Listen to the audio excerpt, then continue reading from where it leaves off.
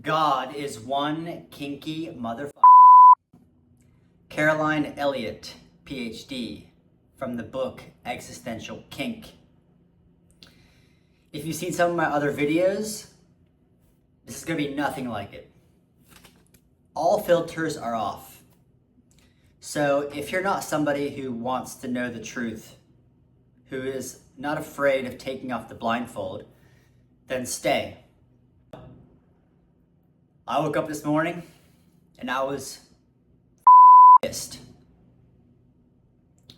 To the degree that our society has been conditioned, to the steaming, heaping pile of that God has given us to process, and how we have no say in it. How these expectations are placed upon us ever since we are innocent little babies. And I'm here to say, enough is enough. So, where do we begin? Let's start with the psyche. This circle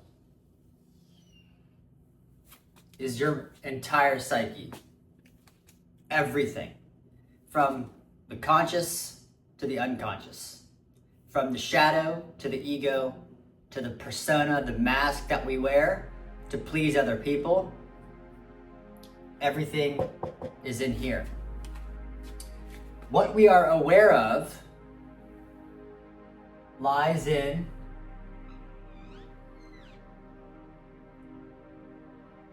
%.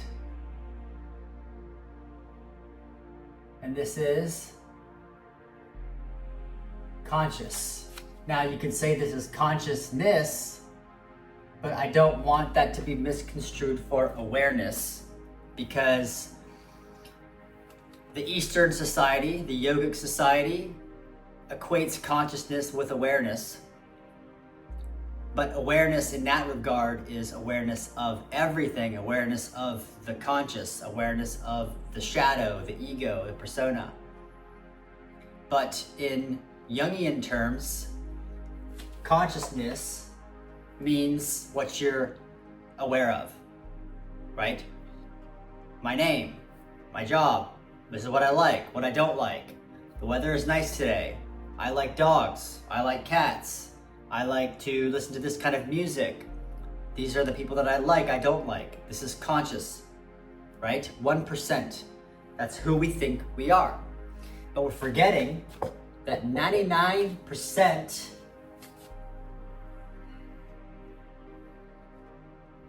is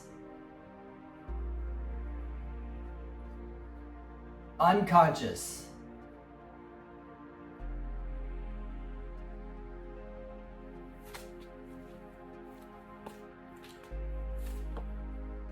Now, based off of what scripture says, based off of what the Buddha talked about in the Dhammapada, the Pali Canon, based off of what we talk about in terms of the purpose of life,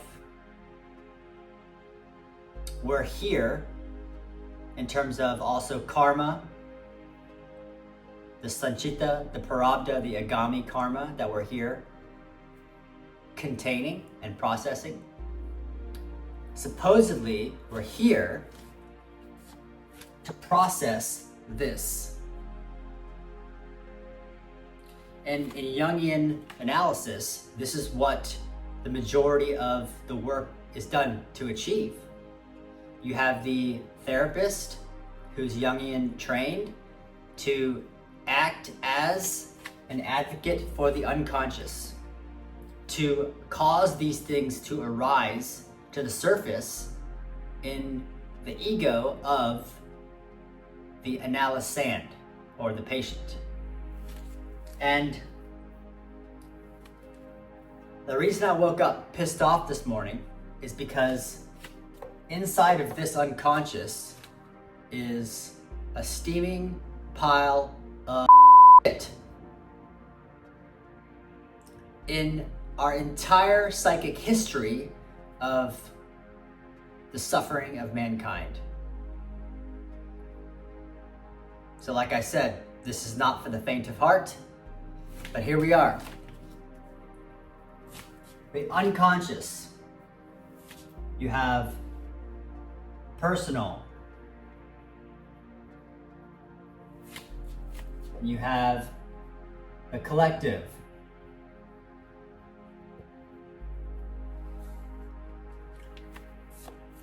This is what you're unconscious to about yourself, about the karma you have inside your energy body in this lifetime or in previous lifetimes, or what personal karma you're creating for the future of this lifetime and future lifetimes.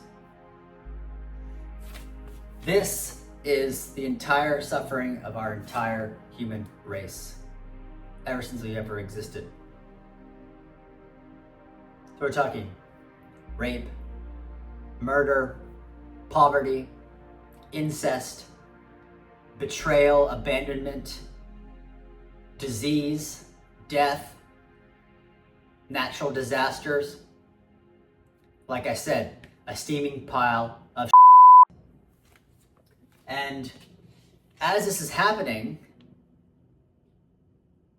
it seems like God has basically told us to come down here and process this steaming pile of Well, I'm here to say, no, you you come down here and you process this shit, because it's yours, it's not mine.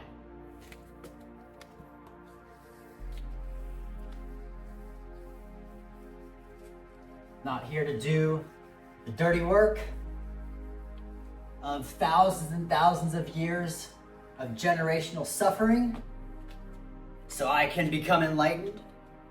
No, you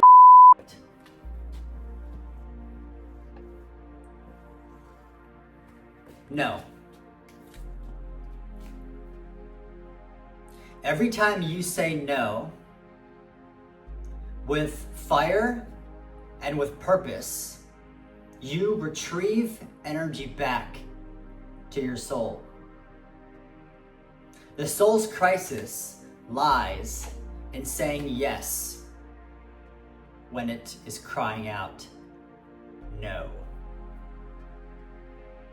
Every time you say yes to something you don't want to do, you disconnect from your soul, and it gets buried into the unconscious, where it wreaks havoc in your life, and you look around and you wonder why you're unhappy. You know, you have the job, you have the family, you have the house, you have the car, you have the vacations, you have the food, you have the sex, you have the indulgence, you have everything. But yet some part of you is still saying, no. None of this is making me happy. Why? It's because you bought a bill of goods that was sold to you by society, which wants to control you by telling you what success is. Okay? So when you keep saying yes to things you want to say no to, this is what happens.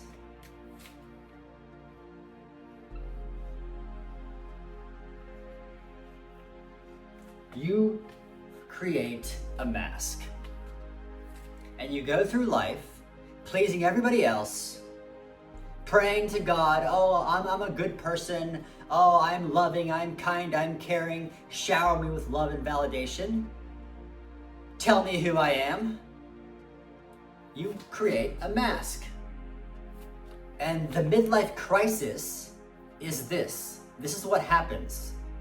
You go through life achieving things that society is telling you is worthy. If you do this, you will be loved.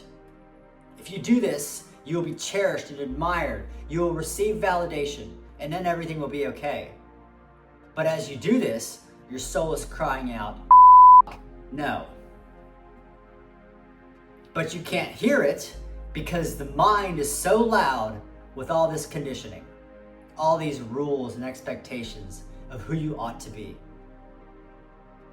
So as you create this mask, you go through life, and then in the midlife, you look yourself in the mirror and you see a faceless man or a faceless woman. You literally don't know who you are. You are a compendium of everybody else's dreams, everybody else's wishes, everybody else's projections, including their shadow projections onto you that you've absorbed unconsciously. So it's time to see the truth beneath the mask. It's time to hear the voice behind the voice. What's there? What is it trying to tell you? What part of you have you abandoned? Okay, so in the midlife crisis it's a fruiting, it's a budding and exposure of a part of you that you abandoned. And it's now erupting into the surface, into your awareness. And you're saying, I can't go on. This is not sustainable. I need to do something about this. This is what has happened. You put on a mask, you forgot who you were. You lost your face, and you put on the face of 8 billion people. And in doing this, it led you inside. So, as I said before, it seems like the entire reason we're here, everything, the entire reason we're here is to make the unconscious conscious, to process it and to integrate it. And earlier I said, God, why don't you come down here and do it? And this is not a literal challenge, not a literal rebellion towards the divine. No, this is a soul's yearning to say no. It's not my responsibility. You do it. Now you could say, a lot of these spiritual books, manifestation books, they talk about, oh, your soul made an agreement, or you chose the parents, the family you were born into, the conditions that you were going to be born into, the emotions that you would bring into this life. You chose that as a soul, as a challenge. Well, what happens if you can't remember that you chose? That means it's unconscious. So now you're telling me that I'm supposed to, search in this room of darkness with no flashlight for however long until finally I find a crack of light that will give me some form of truth? No, you that. So this is not a literal rebellion. This is a energetic rebellion. This is a calling for you to say, this is me, that's not me. This is my responsibility, that's not my responsibility. When I was younger, I took on the pain of everybody. I wanted everybody to be happy. And if they weren't happy, it was my responsibility to help them get there. And it destroyed me. I unconsciously destroyed myself out of the longing for everybody to be happy. Well, it's not my responsibility. You do it. You make yourself happy. If you're having a rough day, I can empathize, but it's not my responsibility to make you happy. And I hope that, if you're an empath, if you're a sensitive person and you've been living life with leaky boundaries, you've been energetically porous, taking on the baggage of other people in hopes of receiving love and validation, I hope you can hear this and say no. Because every time you say yes, when the soul is saying no, you erode away your soul and you create more separation. And you fall into the rabbit hole of the unconscious with no flashlight. And that's not something that I recommend for anybody. So, reality is both duality and unity. So you have a split. You have the shadow, and you have the light.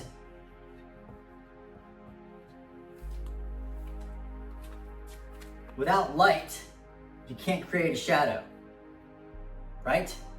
If there was no such thing as night, would you understand what it would be like to be the daytime? No. So, with the shadow side and the light side, everything has both. Okay? And this entirety, this is God. Everything. So what we like to think of God as this benevolent being, right? Oh, this benevolent being who, wants us to be so happy and abundant and thrive and, everything is going to be all hunky-dory and peaches and roses. Well, according to mystics, according to yogis, according to basically every religion, according to Jungian psychologists, according to Freudian psychology, this is what's happening. We are chasing after the light and we're ignoring the shadow, and this is growing larger. If you take a look, if you turn on your TV and you go to YouTube and you type in news, what you see is the entire collective shadow. Everything. You might have a sliver of light, but because we're chasing after the light, the shadow is just expanding exponentially. And you can see it is basically taking over our society. Look at what happens when the election comes around. These are human beings who are going to lead the world. And when election comes around, it's a giant shadow fest. That's what it is. And so I don't even turn it on. I'm like, this is absolutely trash. I don't have anything to do with this. And what happens? Oh, now you have a sexist man, a sexist, narcissistic man running against a powerful, future female leader of America. Oh, what great ratings that is. What great ratings. Man versus woman. Do you know how much resentment that causes between the sexes? Do you know how much suppressed shadow energy gets pushed down to the unconscious after such a despicable display of leadership? This is what it means to take off a blindfold. You see the extent that, we're being led by shadow. That's what's happening. So, now I spoke about societal conditioning.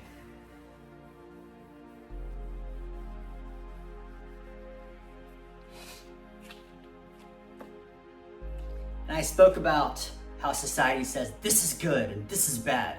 Be like this, don't be like this. Well, today we can say, cram it up your cram hole, because I don't have anything to do with that.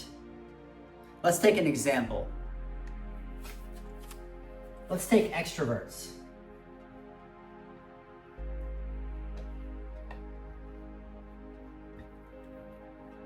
Let's take introverts.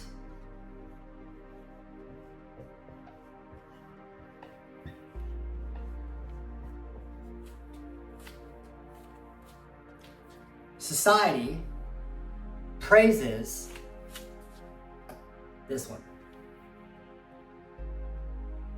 The more social you are, the more friends you have, the more likable you are, Oh, this person has this many connections. Oh, this person has this many friends. Oh, this person has, introduced me and is so kind, and, oh, this person is so nice. Well, you're forgetting that everything has a shadow side. Even introversion has a shadow side. You could be completely isolated through anger, through fear, through judgment. You can be completely connected through fear, through a fear of loss of control, through a fear of loss of power, to a fear of missing out. You could be thrusted into extroversion. Oh, I don't want to miss out, I want people to like me, so I need more friends, so I can be likable, so I can receive validation, so I can feel better about myself. When in actuality, I'm just afraid of being alone. I could sit here and be alone and, sit there and judge and spew and isolate when I'm afraid of connecting. Either way, both of these groups are afraid of meeting themselves. So, you think you're afraid of failure? No, you're not afraid of failure. You think you're afraid of criticism? No, you're not afraid of criticism. You think you fear death? No, you don't fear death. You fear meeting yourself. You fear owning the abandoned parts of yourself because of the pain that it causes when the unconscious is thrusted into consciousness. You fear the feeling of individuation, of becoming whole, because society has taught you that you are incomplete, and that is your truth. And so if that's your truth, then it's comfortable. And so you stay there because it's comfortable. But if my supposed untruth is that I'm actually whole,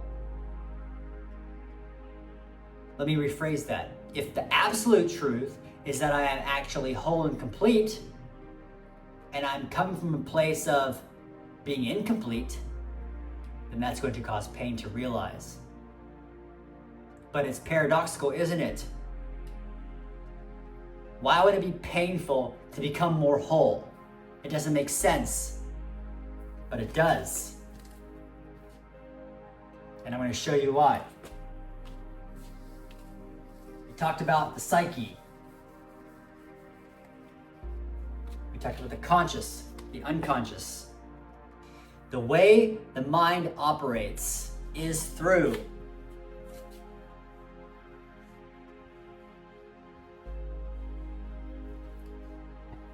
paradox. It doesn't make sense. Intellectually, it's not like A plus B equals C. No. It is amorphous. It is abstract. It makes no literal sense. The way that Jungian analysts make sense of an analysan's experience is that they connect it to mythology. They connect it to religion. They connect it to symbols and art and music. And in doing so, they gain a broader perspective of what's happening in the psyche. Okay, so let's do this. Let's say every human just wants to be happy, right? I just want to be happy.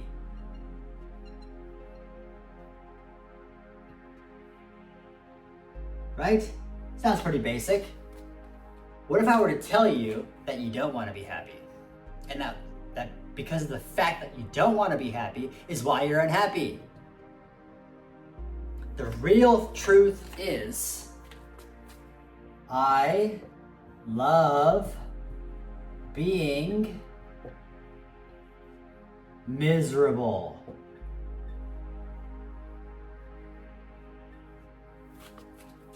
That's the truth.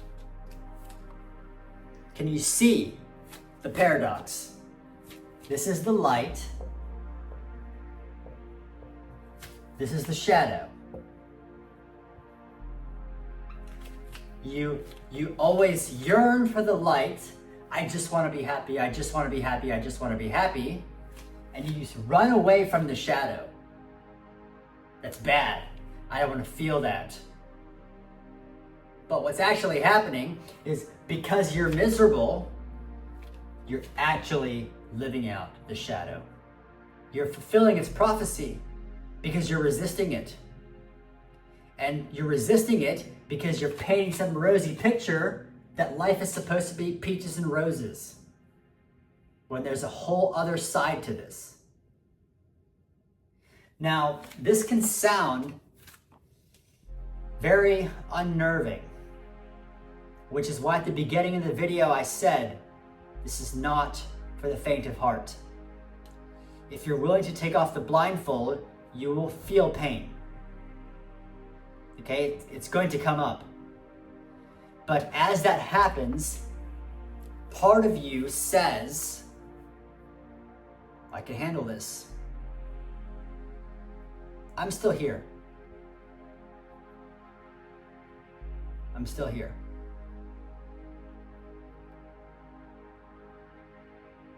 I'll give you an experience I had. Last week, I did 7 days straight of shadow work. I was reading dark Jungian psychology books. I was journaling. I was standing in front of the mirror pretending to be my shadow for 30 plus minutes at a time. I did this every day for 7 days. And as this was happening, one of my friends from my childhood passed away. He was mowing his lawn on a tractor, and he had an accident, and he died. This friend was a great person. I mean, I have nothing bad to say about this guy. He was a beacon of light. I remember when I was younger, the way he made me feel.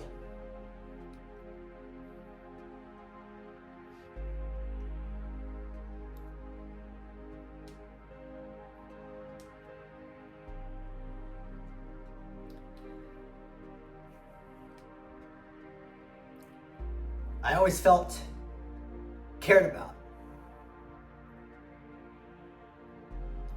He was so kind and just, he loved life.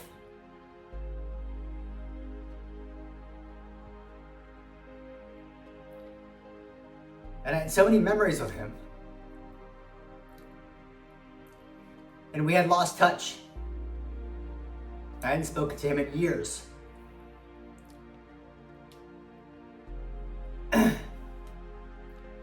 So when this happened, my mind just went, it took off. It started saying things like, why'd you lose touch? This is a great person. Why would you not want to keep in touch with him? And now he's gone.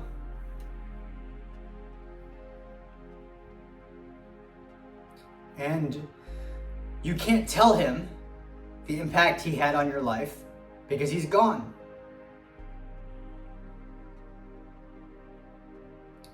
And so, as I was immersing myself in the shadow, I started to ask, this person who was just pure light and pure love.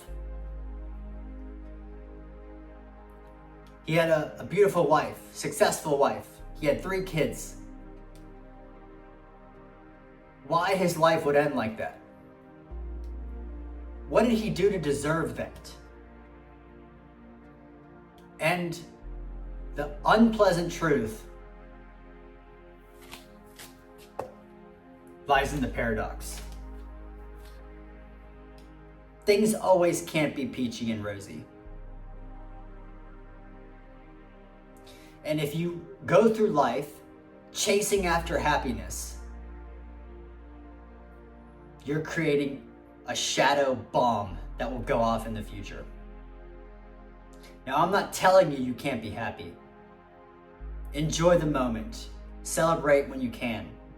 But be very, very aware of when you are running away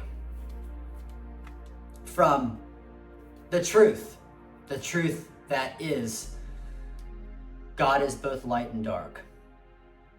There cannot be 100% light, there cannot be 100% dark. This is the paradox of life.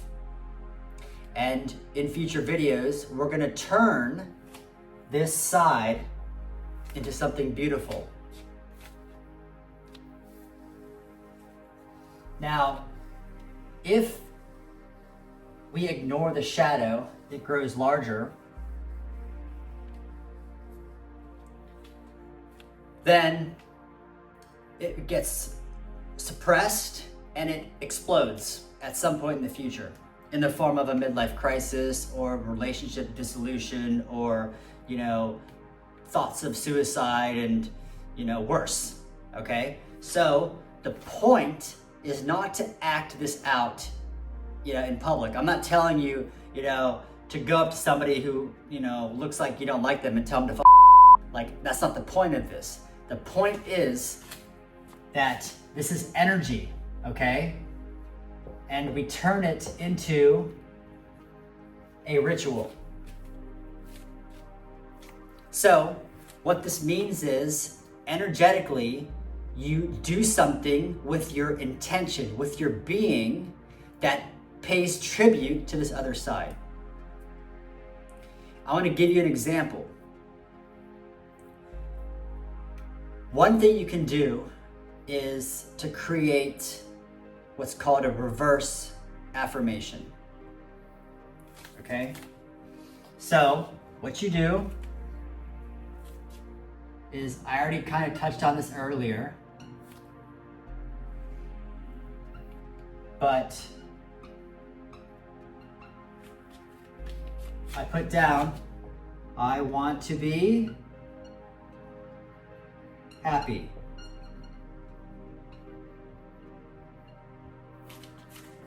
And then I wrote down, I love being miserable. Okay? But let's take another one.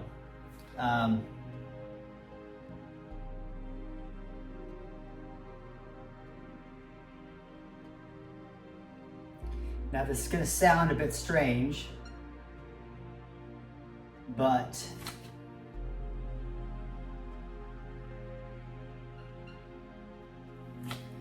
now even though the world hates me, it doesn't sound like a light affirmation. That sounds kind of dark.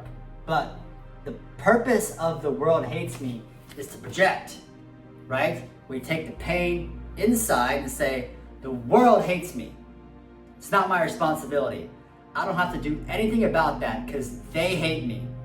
But what's actually happening is I hate the world. Can you see the difference? This path allows you to take responsibility for what's going on inside. This path says everything is peaches and roses. Now, what happens? Well, actually, let's go through a few more. Let's do one more.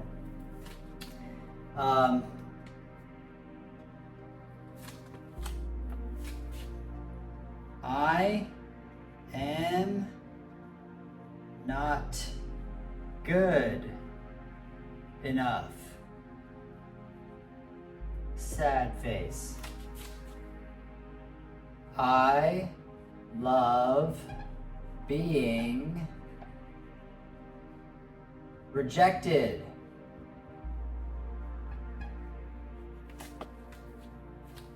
And we're going to go over this in detail later, but this is basically a reverse affirmation. You're taking a program and you're turning it on its head, and you're acknowledging that it exists so you don't suppress it. Now, as you do this, now this is where it gets kind of kinky. Like I said at the beginning, God is one kinky So we're going to literalize this. We're going to embody this. So what you do is, go to the mirror in your bathroom, and you put on this devious face, okay? And you start repeating your reverse affirmations. I love being miserable.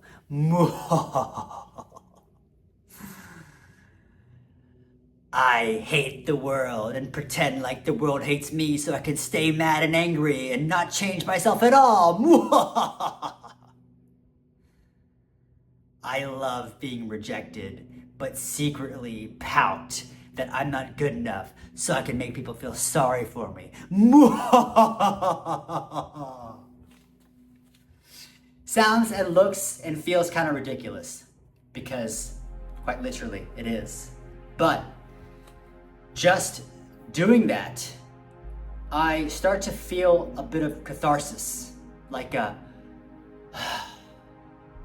this relief, like, okay, so if I can embody that side, and if I can see myself in the mirror, and I can reflect back to me, and the mirror is very important because you're looking at what you look like when this is happening. So as you do this, it's being reflected back to you what you actually sound like. Now, this is not to say you start to spit on or judge the shadow, but you can say, I see you. I see that you're hurting. I acknowledge you. I love you. I thank you for bringing more light into my life. I thank you for making me more aware of the complete being that I am. I appreciate you for making me feel and be more whole. And as you do this, something interesting happens, okay? And this is what in Chinese medicine we refer to as yin. Okay, Chinese medicine, there's yin and yang, right? Yin is the feminine, the receptive, the intuitive, the restful, the passive energy. Yang is the active, the energetic, the one that makes things happen, the energy of action, right? One is not better than the other. We need both. But without a container of yin,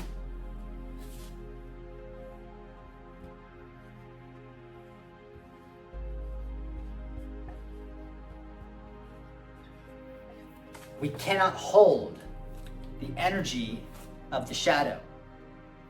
Because what happens is, as you start to do shadow work, your entire energy body, it just starts to rearrange itself. All these toxins start fuming out of your being. All this gunk that's been inside your meridians and throughout your tissues starts to be processed and released. And as that happens, the chi, the prana, it circulates throughout your body. And it starts to reorient itself back to its original place. And in Chinese medicine, there's basically a lower chakra called the lower dantian. In the yogic philosophy, it would be basically your root, your sacral, and your solar plexus all combined. This is your yin container. If your yin container is too small because it's been suppressed, because there's stagnant energy inside, what happens is You do shadow work and you feel like you're losing your mind. You literally, you can't stand the energy. It's too much energy. And so we need to have a place to come back home. We need to have this container of yin, which can hold the space of the pain, the processing, the integration, and it can give you this anchor of stability as you go throughout your life. Now we're gonna have videos about this. We're gonna have Qigong exercises. We're gonna have meditation exercises. We're gonna have journaling prompts, okay? And these certain breathing techniques that you use, like lower dantian breathing, this can expand your container. This can anchor you so that as the spirit starts to, go to the psyche and out into the cosmos, you're like, holy shit, this is way too much for me to handle. You have this place. You have this yin container to come back to over and over again. So, I know I started off this video being rather blunt, but it's time to take the Band-Aid off. It's time to see the truth, absolutely, not relatively. It's time to embody the paradox of the light and the shadow, the yin and the yang. And in doing so, we can become more whole, more complete, and closer to who we truly are. Thanks for watching, guys. Like and subscribe, share with your loved ones, comment below. Tell me what's burning inside of you, what's been eating away at your soul for your entire life.